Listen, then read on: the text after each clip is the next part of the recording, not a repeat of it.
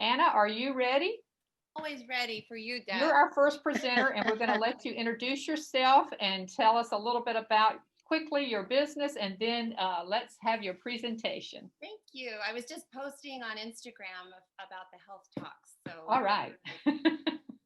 we're going to have inpouring of attendees right now. So I know pretty much everybody, I guess I know everybody on the call. So hello from Meraki Fitness.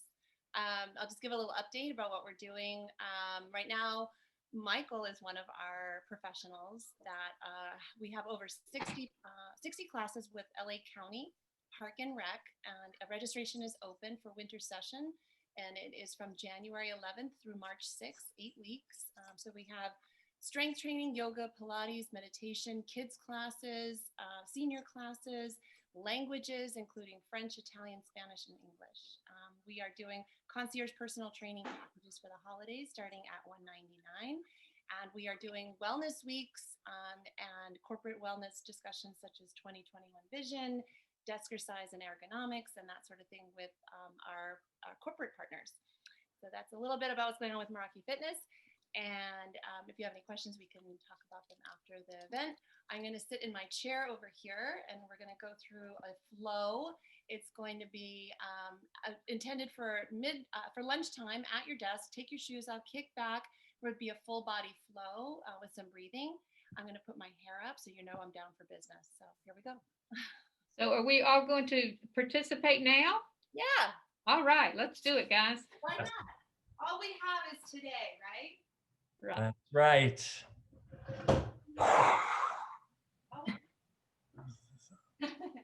All right, so let's have our feet apart on the floor. Shoulders are back. Tummy is tucked in, sitting up straight from the chair. And we're going to raise our arms up for a nice deep breath. And exhale out. That's called oxygen. It's coming to the brain now. Another deep breath. Real quickly, could everybody mute that's not muted? Everybody mute so we can see Anna on the big screen. Good job. All right, let's move our head side to side. Ear comes down to the shoulder. You don't need to bring the shoulder up to the ear. It can find its way a little bit more each time. And as you just come forward, roll your head forward in the front from side to side. Allow that stretch to occur a little bit more in your neck, down your traps and your back. Your upper back is very tight by this time of day. Bringing the head back up to center, roll the shoulders back. Roll the shoulders back. Let's roll the shoulders forward. Good. And let's not forget our little phalanges. We'll move our fingers like we're using a large piano. Just up and down, making them as wide apart as possible, and then rolling the wrists in and out, in and out. I call this my how do you like me now move. How do you like me now? So bring your hand all the way out straight and separate your fingers as far as possible, pulling your fingers all the way back, opening that wrist area to ward off our friend carpal tunnel. And then bring the fingers down, pulling towards your body, and feel that on the top of your forearm. Just gently stretching, and just repeat that again. Spread the fingers apart as far as possible, pulling back, and then coming down. Stretch that forearm. Other side, fingers apart, pulling back. It feels so good. And then all the way down. Just let that forearm stretch. Open up that wrist, open up this palm, spreading apart your fingers, pulling back and back down. And we'll shake, shake, shake. And then we're going to do a little cat-cow sitting in our chair. So hands on the lap, feet are hip width apart still. We're going to bring that belly button in and tuck the belly button in like you're pinning it to your spine behind it. So just imagine pinning your belly button to your spine. Roll those shoulders up and tuck that chin. Tuck the chin to the chest. And then bring the chin and chest up to the sky. Shoulder blades come back together. You can bring that chin, stretch it up. I like to stretch it up like an underbite and really feel that stretch all the way down my chest. And then come back in, coming all the way in. Bring that belly button in. and rolling the shoulders forward, spreading those wings, those scapula, those shoulder blades, spreading them apart. And now imagine them coming back up, chin and chest up, bring the shoulder blades together. So I'll pretend those are your wings and you're going to fly. You're going to come spread apart, all the way apart, coming together, all the way together. And we're going to fly all the way to Cabo. And back up again. Good. All right. Let's roll the shoulders back. Hand comes up above, bringing the hand onto the elbow and leaning to the side. And back up again. Other side. Grab onto that elbow. Bring it all the way over. And back up again. We'll take another deep breath. Arms come up. Exhale out. Good. Hands come onto the side of the body, and we're going to look behind us, just twisting, rotating that spine. It may feel foreign at this time of day. And then back again to center. Other side, hands on the outside of the leg, on the arm of your chair, just looking behind you as far as your eyes can go. And back again. Bringing your feet out a little bit further apart to improve your center of gravity. We're going to move our arm all the way over. And back up again to center. Other side. And back to center. Good. Now bringing the legs out straight in front of us, we'll stretch our hamstrings by crossing our ankles and coming down. If you feel more comfortable holding onto the chair or bringing your hands in front of you, the goal would be to bring that nose to the knee or eventually the crown of your head down to your knee. And then back up again. Rolling back up. Roll the shoulders back. Let's cross that leg. Again, to do a little rotation, hand on the outside of the leg and just looking behind us. And back again. Move that ankle around. And bring the ankle on top of the knee. To open up that hip flexor, stretch that glute, and just rock back and forth. Rock back and forth. And you can add any flow you want, any part of a flow. You can repeat whatever part feels good for you. It's all up to you. Unwind all of that. Come back to center. Tap, tap, tap the feet. Getting blood to the feet and shake, shake, shake the hands. We'll take another deep breath. Inhale up. Exhale out. Let's stretch the other hamstring, crossing the ankles, and walk yourself down. Bring the nose to the knee or the crown of your head to your knee. However far you can allow your shoulders to drop to the sides. One thing I like to do while in this position is to, with my shoulders drop to the sides, take in a nice deep breath. And exhale. Rolling back up again, roll the shoulders back, crossing the knee. Let's take our hand on the outside again and look behind. And back to center. Roll that ankle around both ways. And then allow that ankle to come across the knee. Stretching the other glute. You might hear a few sounds. Rocking back and forth. Stretching that glute, stretching that hip flexor. There's a lot of exercises we could do standing up with the chair, walking around your desk and that sort of thing with some push-pulls to be able to get some blood flowing into your pecs. But this is a simple full body flow that can just keep you alert, keep you mobile throughout the day. And I always like to end with a little bit of meditation. So if you want, we can close our eyes after a deep breath. Inhale up. Exhale all the way down. Closing your eyes. And just listen to the sound of your breath coming in through your nose and out your mouth.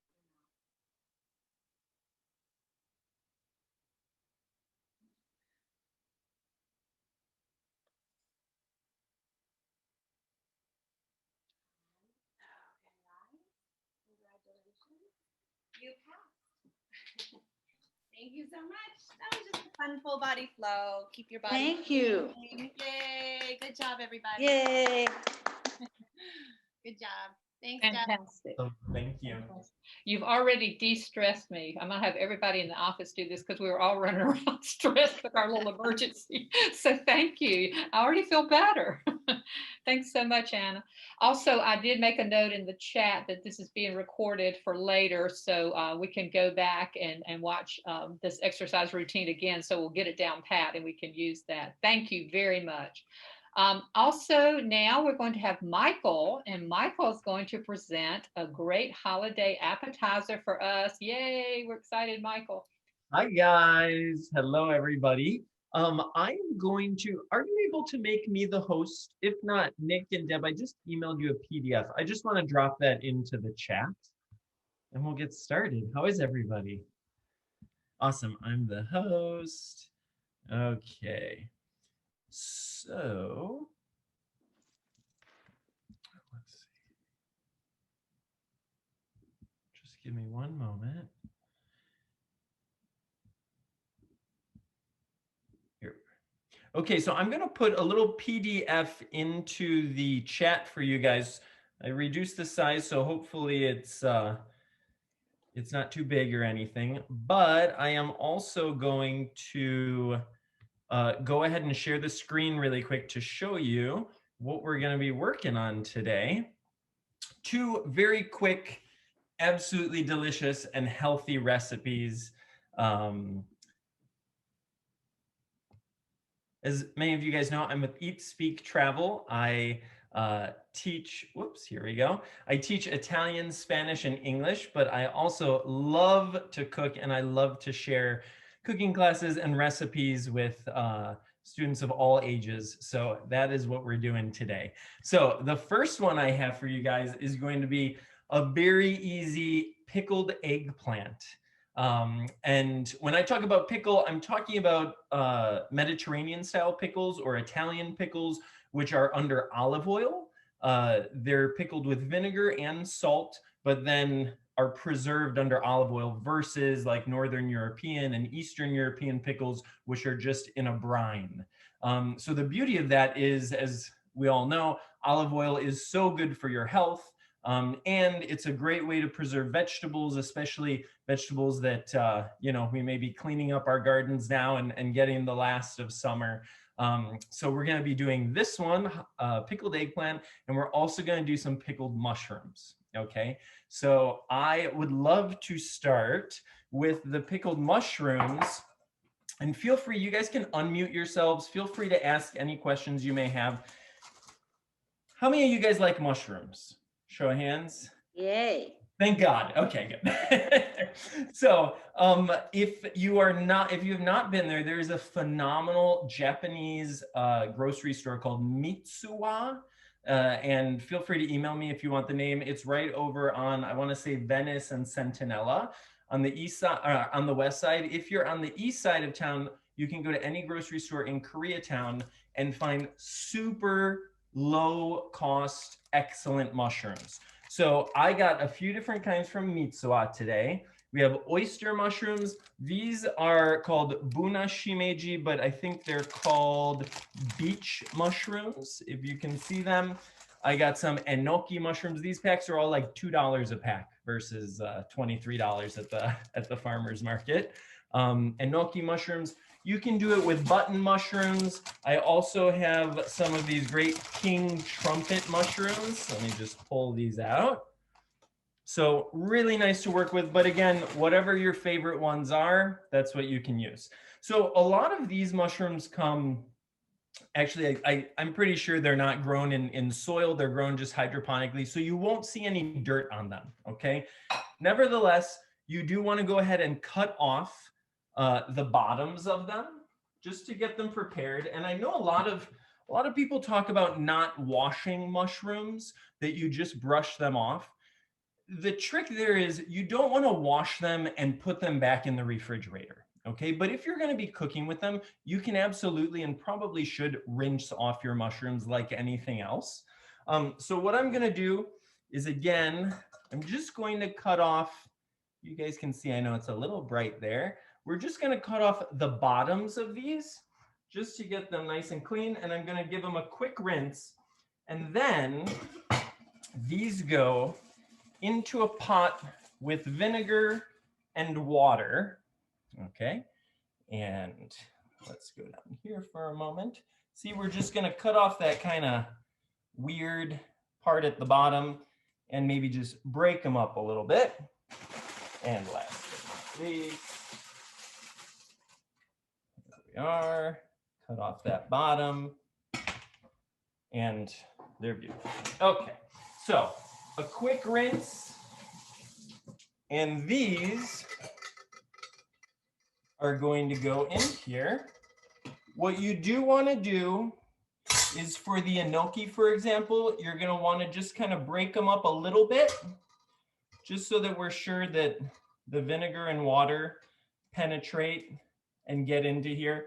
Now, when we do the eggplant, you're going to see there's no cooking involved for the eggplant.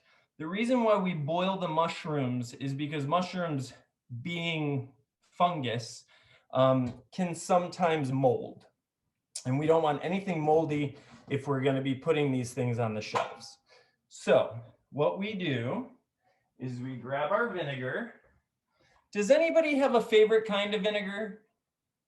I like to use apple cider vinegar. Every vinegar, of course, is going to give you a different flavor. But basically what we're doing is, depending on how many mushrooms you have, you want to do half of this vinegar, and then half of it is going to be water. You can do hot water if you want to speed up the process. And we're going to put it on the stove.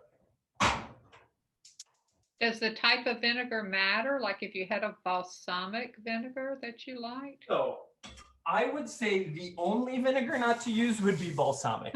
Okay, that's what I have in my cupboard. Exactly. Okay. So the reason being is because we're just using, here we go, I'm going to chop these and throw them in. We're just using the vinegar to infuse the mushrooms with flavor. And so if you do a balsamic vinegar, it's because of the amount of sugar in balsamic vinegar, right? It's kind of a sweet vinegar. It will kind of get a bit too syrupy. So you're going to want either a red vinegar, a white vinegar, any type of kind of lighter vinegar. Okay, that's a great question. Thank you for asking. I'm glad I asked.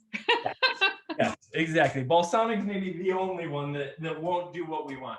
So this vinegar and this boil, what that's going to do for us is that's going to kill any fungus growth, right? It's going to keep those in, once we put them in a jar, from getting fuzzy or anything like that. Okay, so those are cooking for anywhere recipes, depending on the village you're from in India or in Italy, anywhere between 3 minutes to 10 minutes or so.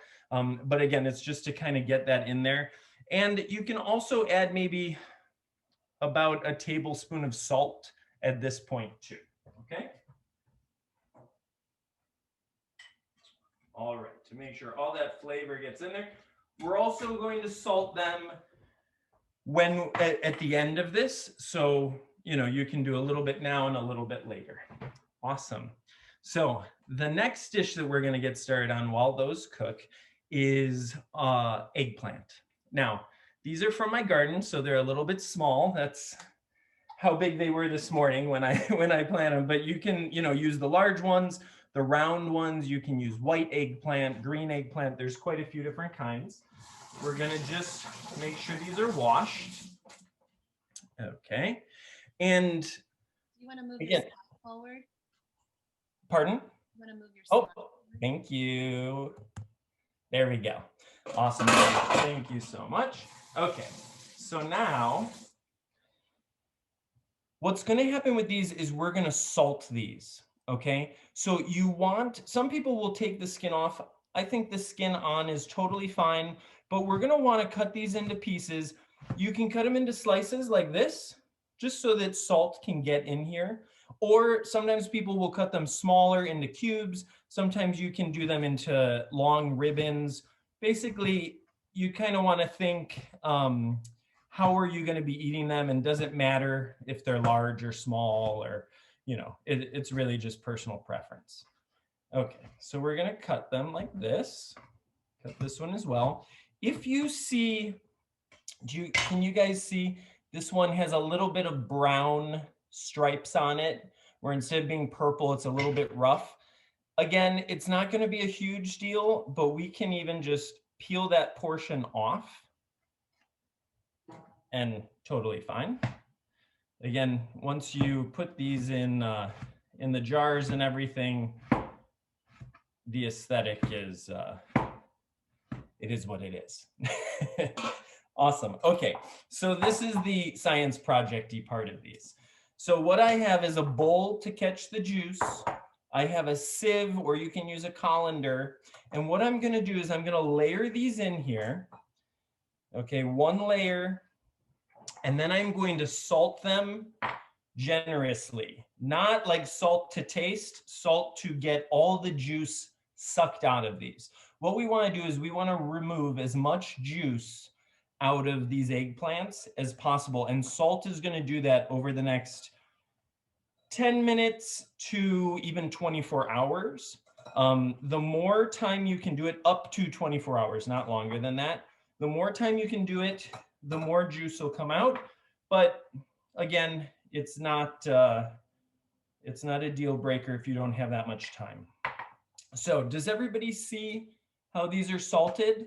Now, what I'm gonna do is I'm gonna just kind of mix them around, and you can be a little bit rough because you wanna work that salt into them, okay? And you wanna make sure that salt is coating both sides. So if you only did one side, this is our chance to get on the others. Okay, and at this point, because juice is gonna drain out of these, so will the salt. So you don't have to be worried about like over salting it. You can also rinse these at the end if you want, but you really shouldn't have to. Okay, so this has enough salt on it. I'm gonna place a weight just to help us out. Oftentimes in an Italian household, you'll see you know, a big pot of these with wine bottles on top and books and a little kid sitting on top and everything. Whatever you can do to just get a little bit of weight on here, and we can go ahead and set them aside. And you'll see in about 2 minutes, there will be some brown liquid at the bottom of this. Okay, awesome. I'm gonna check right over here. You guys can follow me on our mushrooms. Okay, this is hot and they are starting to boil. Do you guys have any questions at this point?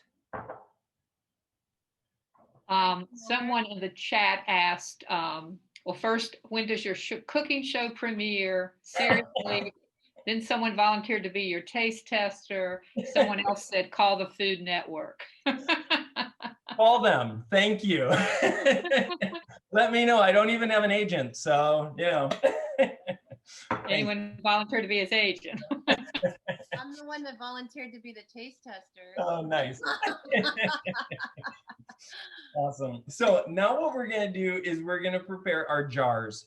If you guys don't have mason jars for this, totally fine. You can put them in like a glass container as long as it has an airtight lid.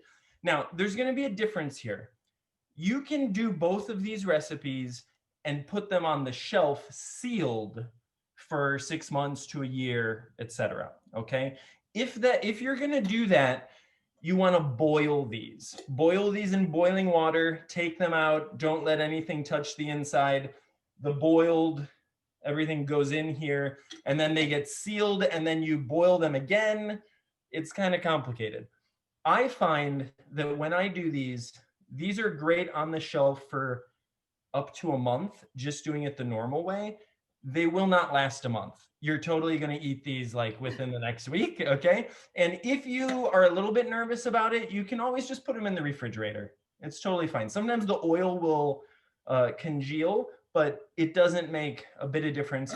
For the first couple days though, you do want to leave them out because you want a little bit of that fermentation process to start. So what goes in here is the Italian Trinity. So we're going to put garlic, olive oil, And if you have parsley, you can put parsley. If you have chives, if you have onion greens, whatever you want. So I have 2 cloves of garlic. I'm going to put one at the bottom and one at the top.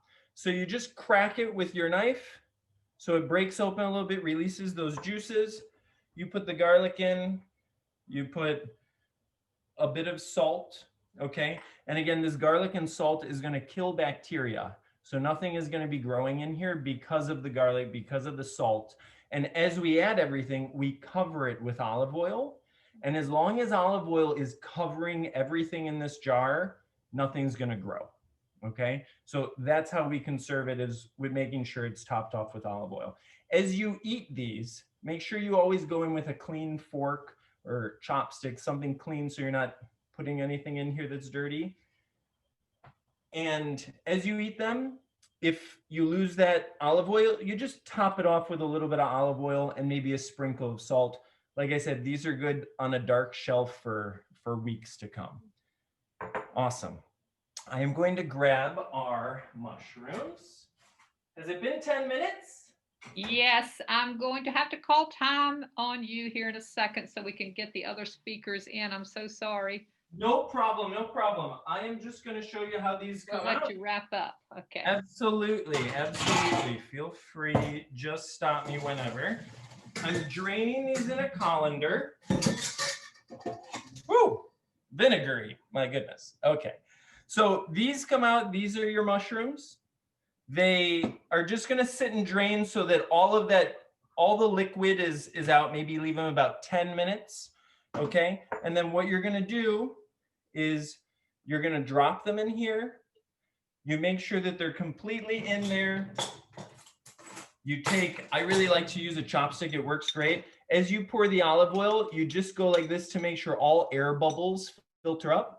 Put another garlic, a little bit of salt, and it's done. Enjoy. On toast, they're excellent. In a salad or just by themselves. Thank you so much, guys. Thank you so much, Michael. That was fantastic. We're excited. Now we need to know the picture here, where in Italy that is, so we can all travel. Oh, this picture, I believe, is in Sorrento. Yeah. Okay. So it's on the Amalfi Coast. Excellent. And the other picture is in Polignano a Mare in Puglia, where my family's from. Wow. Yeah. Wow. Amazing. Thank Amazing. Thank you. Thank you very much. Okay, we're going to move on. Gabriel, we're going to let you introduce yourself and chat a little bit about your topic, which Gabriel is an attorney, and he's going to talk about some tips during the holidays for having joint custody and some other things. He can go into a little more detail, but things to kind of keep the stress down. Thank you, Gabriel. Very welcome. I'm Gabriel Wittner. I'm an attorney and mediator practicing in the area of family law.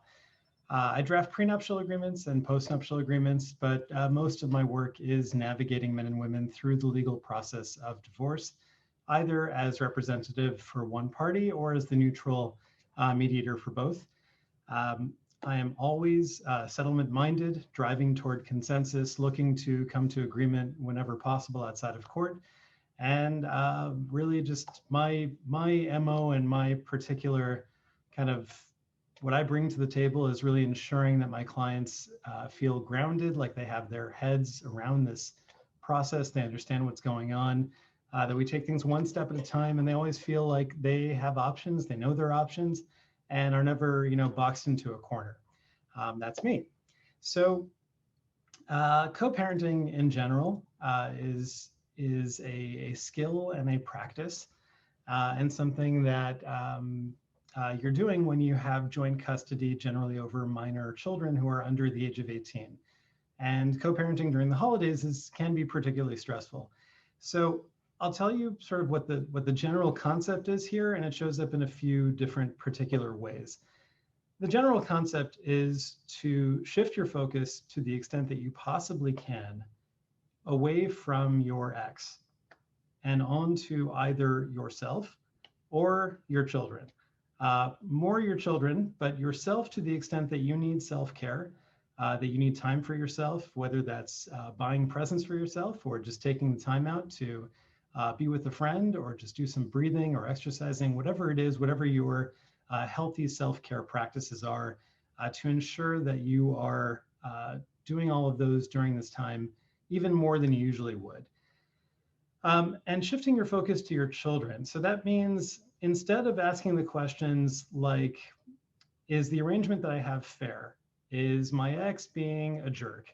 Or what can I do in all of this arranging, all of these logistics, me dropping kids off there, you dropping kids off here, to make my ex's life just a little bit difficult to get back at them for whatever it is that they recently did that made your life a little bit difficult. Instead of asking all of those questions, even the question of, is this fair? The question that you should be asking for all of the time, really, which is the same question that the court is always asking, is what is in the best interests of the children? What can I do right now that serves them the best? So you may have a custody arrangement that you feel is terribly unfair to you and very favorable to your spouse. That isn't the question. The question is, what is best for the kids in general and specifically right now? And so to the extent that you can make your transitions from you to your spouse to your ex smooth and at least having the appearance of you being on the same page and focused on the children and making this a good experience for them, that will serve you well. It will also preserve you having the moral high ground if what you are doing is always focused on what is in their best interests and not in your own best interests to the exclusion of theirs, right? Where this comes up in particular, it comes up sometimes literally just during logistics, during transitions from you to them.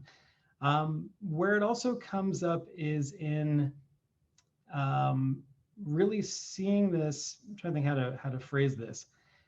When you're crafting a parenting plan, which is a legal process that you do as part of divorce, kind of deciding custody, where are the kids going to be, with whom, when, where, how's that going to work?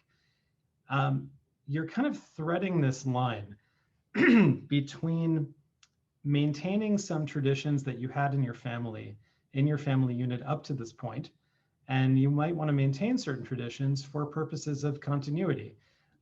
Maybe you always take your kids to a ball game or play football with them. Or maybe, I don't know, you do presents in a particular way, whatever it is that you do, maintaining certain traditions and at the same time, seeing this as an opportunity to create brand new traditions. And you are going to be the best judge of where is a good opportunity to do one and where the other. If, let's say you're the mom and husband used to play football with them outside in the backyard every Christmas morning, that might be an opportunity for you to create a new tradition rather than you just saying, well, now I'll play football with them in the backyard on Christmas morning and just take the place of your ex-spouse. This might be time to start something new entirely. And this kind of can play into really how the parenting plan is structured, even itself on its face. Here's what I mean.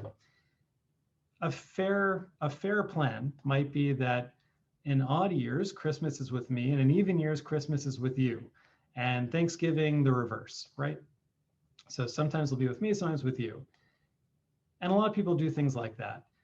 However, the problem with a plan like that is it can really lead to a sense of competition and comparison, because your kids will be with you for Christmas and say, last year when we were with mom, the cooking was better, or the presents were better, or the football was better, or something else was different. And naturally there's a sense of comparison and competition which is set up. What sometimes might be an alternative that is can be harder to choke down initially, but in the long term can be better for your family, is to say that certain holidays are going to be with me and certain holidays are going to be with my ex, period, going forward, at least for the time being. And then, Thanksgiving with you create those traditions that are going to be your traditions. That's what Thanksgiving is going to consistently look like for these kids year on year. And so there's consistency, right? Even if the traditions that you create are new, to this new situation, this new family arrangement that you have. Now it's going to be consistently like this year on year. And maybe Christmas is going to be with your ex, right? Something like that. So you want to try to craft parenting plans that are not going to create comparisons and competitions.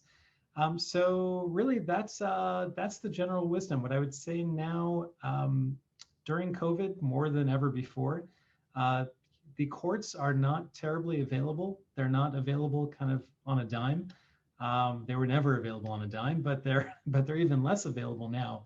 And so it really behooves you now more than ever to try and resolve things, resolve disagreements with your ex outside of court to the extent that you can. It's always better to do that because being in court is just painful and costly and time consuming and not quick and contentious. But now more than ever, it really behooves you to do so, and always with that focus of what is in the best interest of the children.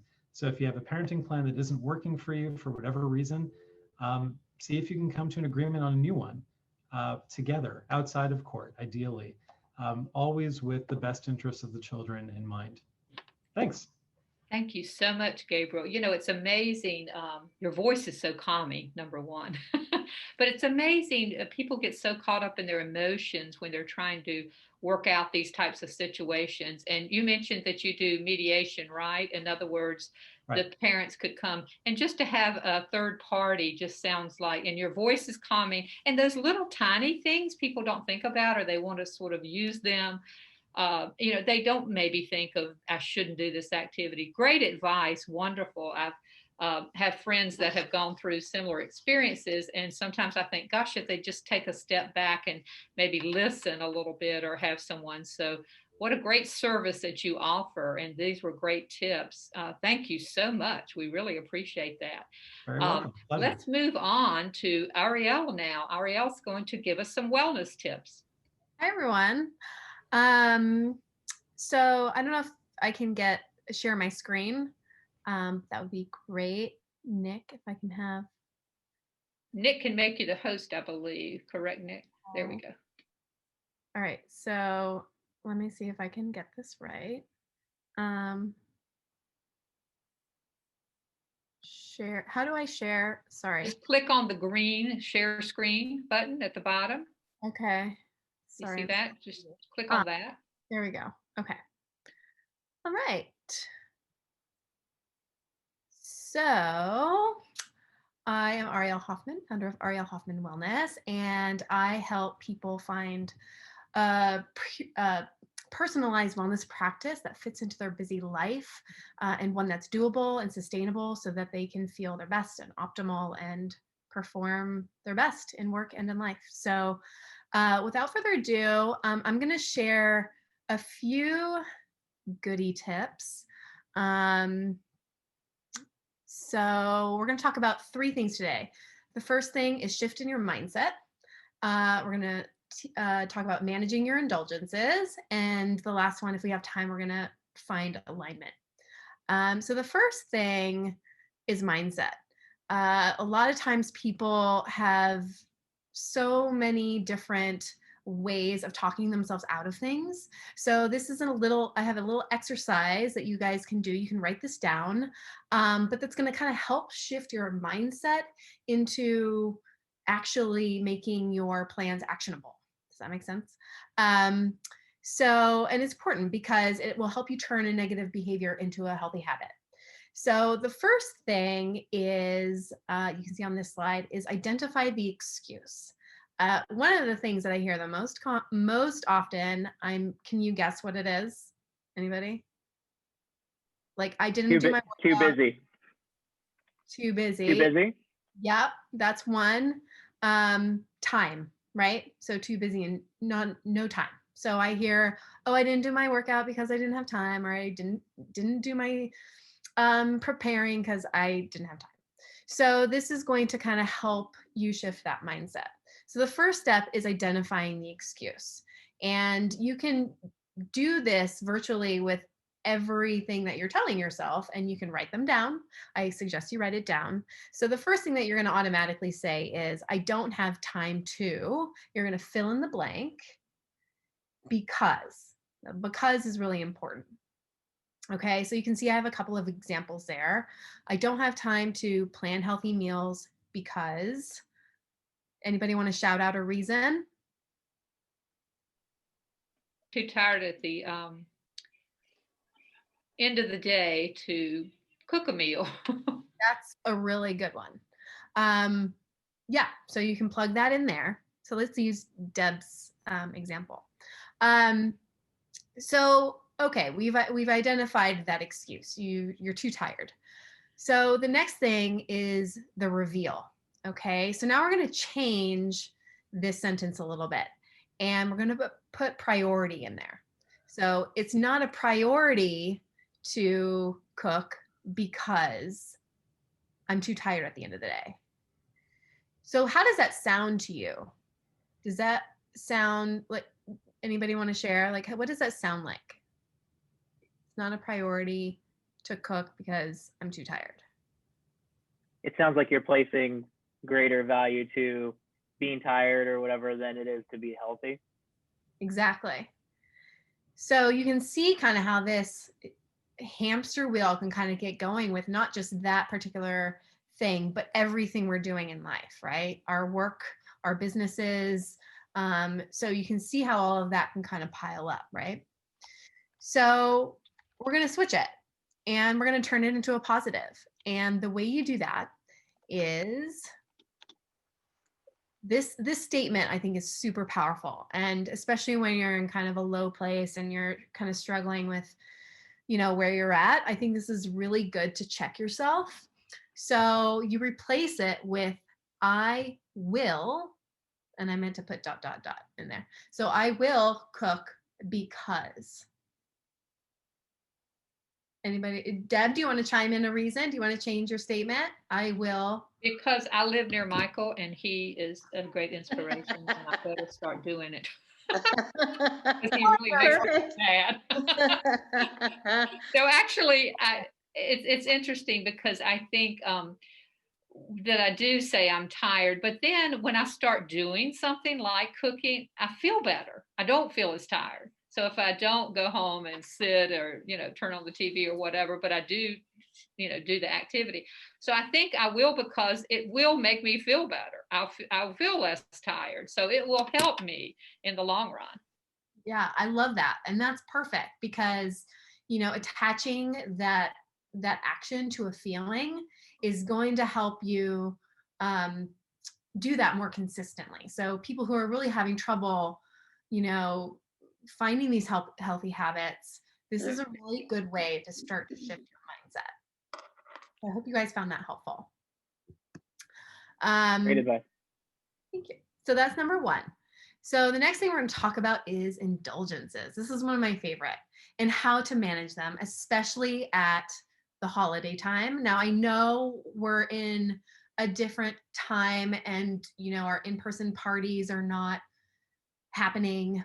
But other things are taking over, like we're more stressed. So people are stress eating more and they're reaching out of boredom, they're reaching for things and all of that. So there are still underlying habits that are going to affect your holiday season and your indulgences.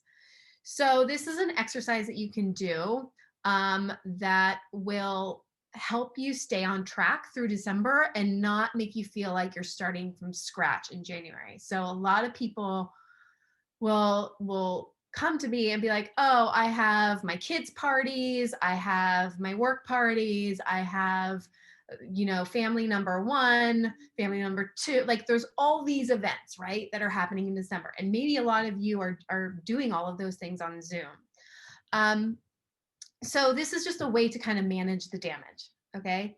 So the first thing I suggest is making a list. You're going to make a list for the month of December. Make a list of the upcoming events that you have where you're going to be tempted, where there's indulgences, where there's cakes, whatever your indulgences are. You're going to have to write your indulgences down on a piece of paper too, like, because they vary. But make a list of those events.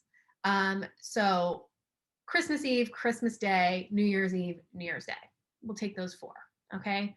So maybe Christmas Eve, you have your family party, and then Christmas Day is, I don't know. I have a smaller family, so I don't have a lot of events, but I don't know. You get what I'm saying. So you have something else on Christmas Day, and on Christmas Eve, you really want, I'll use my aunt's example, you want Edie's pecan pie, and you want Edie's chocolate cake, and you want Edie's baked beans, and you want, okay, so the list is going on. I want all of Edie's things. And then Christmas Day, I want grandma's cinnamon rolls, and I want this, that, and the other. So make that list, make the list. And then once you make that list, you're gonna circle your favorites, like your real true favorites. So what events are your like true favorite events where you really love everybody, everyone's kumbaya, and you look forward to it every year? Like, which events are those? Then number 3 is you're going to rank them. So you're going to rank your indulgences from like, there's no way in hell you're going to give that up. Like, you're going in, you're going to enjoy the crap out of it, to, I mean, it's there and I always have some, but you know, whatever, I can live without it. Okay. So that's important because it's, you know, sometimes we don't need to eat what's necessarily just there, right? So you're going to rank them. So anybody want to share, like, if you can think of your top indulgences off the top of your head, please shout out. Stuffing. What? Stuffing. Sausage stuffing. Oh, stuffing. Tamales. Tamales. Nice. All right. Oh, those are good ones. Okay, so say your list is like between 5 and 8 things long.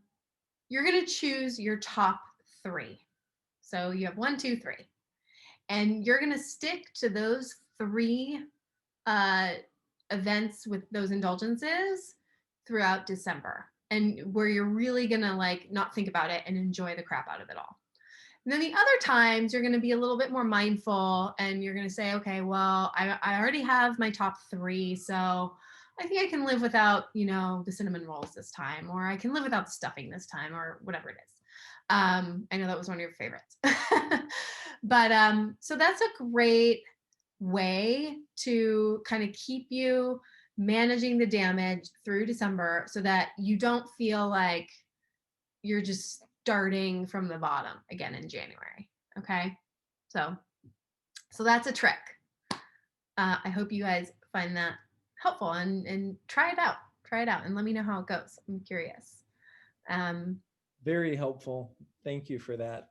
You're welcome, Michael. Michael, remind me, I have a Thanksgiving story that I feel like you would really appreciate and love, because one of my best friends is Italian, and we had an Italian Thanksgiving. Anyways, I want to share that with you one day. After this, absolutely. Okay, so that's with, you know, food and nutrition. So now we're going to talk about, if I have a few minutes left. Deb, do I have a few minutes left?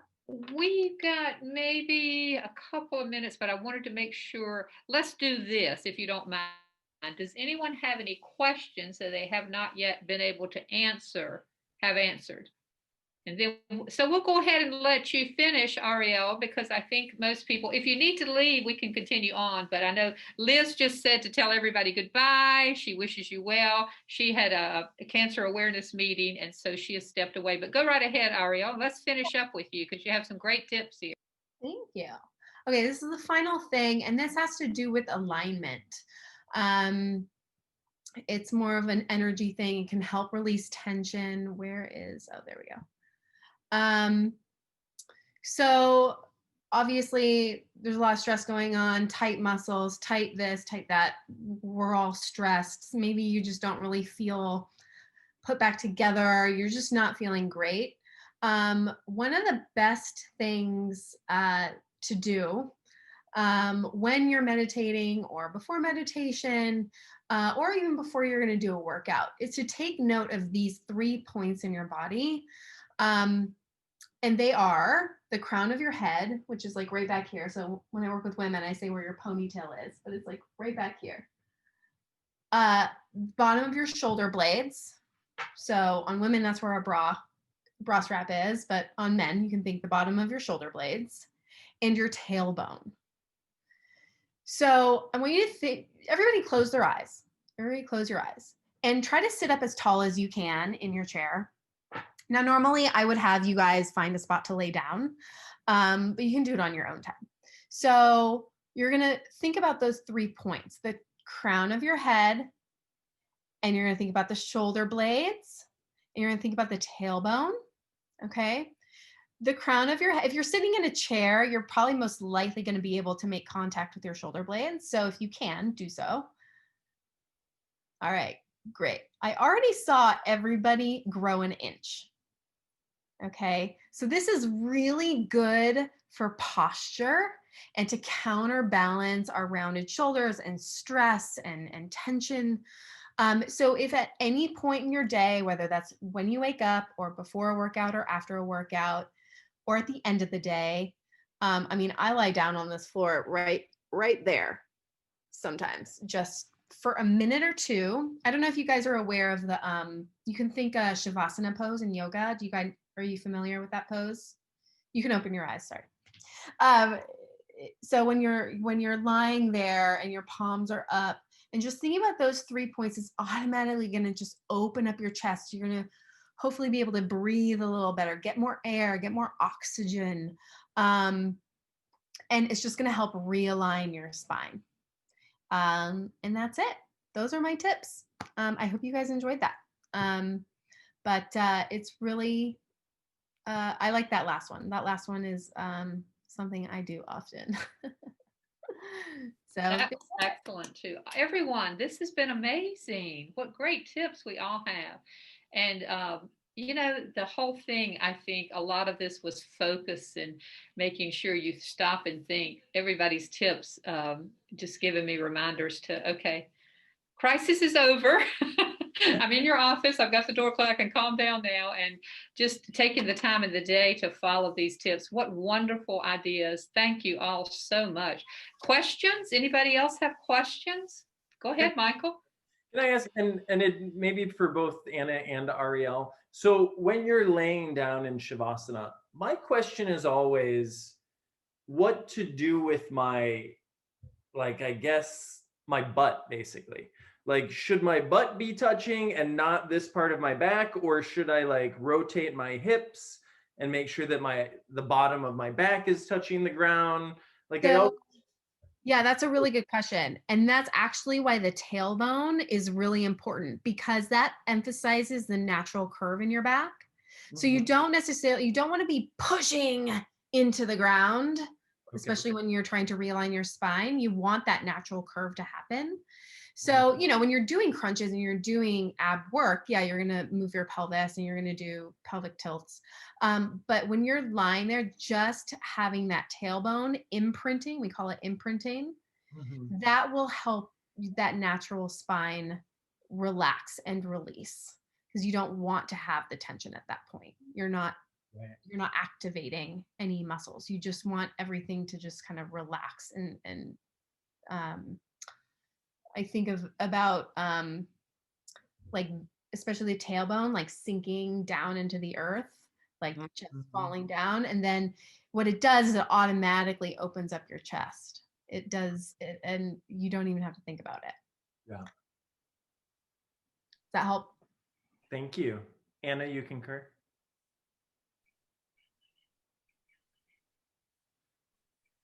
Oh, we can't hear you. Hear me? Yes, now we can. Now we can. I mean, I think, you know, versus protecting your tailbone and trying to avoid any type of injury, that's when you would be pressing it down more so into the ground with like lower body or like lower core work or something like that, where it's like important to be able to have it pushed into the ground and utilize that as your leverage for your legs and stuff. So I see. But if just laying and doing a stretch like that, what I'm hearing is just let it be its natural kind of position. in a few breaths, but you know, we want to know what it is that you're working with down there, because everybody's size is a little bit different. So you know, You've seen it. I'm just kidding. Oh my gosh. Because in the past, sometimes people have been like, well, put a rolled up towel underneath. They're like, but I think it does probably depend on if you're doing an exercise or if you're just like, Yeah. you know? I mean, so for me, it depends on what the purpose is. So if you're literally just like in Shavasana, you know, the point is to decompress and just let everything relax, and just bringing awareness to that part of your body will help bring the natural curvature. But then obviously when you're doing an active exercise, there are different things to think about. There's a whole other slew of things to think about. So that's my take on that. I think also like sometimes it has to be done in stages. So like if you're not comfortable like that, then you don't have to do it like that initially. Like you can use something to support yourself until you eventually are more comfortable just laying there. So, you know, what works for one person may, you know, it's kind of like how like my warm up might be your workout. You know what I mean? Mm-hmm. It's all in what you're comfortable with. It's not meant to make you uncomfortable. Absolutely. Any other questions? Okay, so what time is dinner, Michael? So I just want to show you the final product. Can you see how gorgeous this is? And you put a little bay leaf if you want, or whatever you guys want. This is the mushrooms and the eggplant. As I pour this on you guys can see all the juice in there, right? Yeah. So this will keep juicing. I'm probably gonna let it go maybe an hour, and then I'm just gonna squeeze them and do the same thing. Put them in olive oil. That's it. And then just with something you go through and you just make sure all the air bubbles go to the top and it's sealed. And enjoy. You guys can come on by anytime. I'll leave it. That's fantastic. You know, I had someone comment to me how wonderful it is that the Health and Wellness Committee can team up like they do, and because our presentations are the team working together. And I've been so proud of this group because they work together so well, they team up so well, they complement each other, and it's just such an excellent thing. And I just get excited every time I see you guys. You do such wonderful. Everybody here should be speakers. They're wonderful, and they were great speakers today, and I learned a lot. And thank you so much. Any other questions before we say goodbye, and happy holidays to everyone? Thank Gabriel for coming on board. I think what he does is incredibly valuable. I can speak personally in having situations such as what he handles in my life, and putting the child first is precedent. That really keeps a focus on things that can go a little haywire. So thank you for reminding everybody and being such a valuable resource. Appreciate it. Thank you. Okay, take care, everyone. Happy holidays, and thank you so much. Thank you, guys. Yes, thank you. Happy holidays.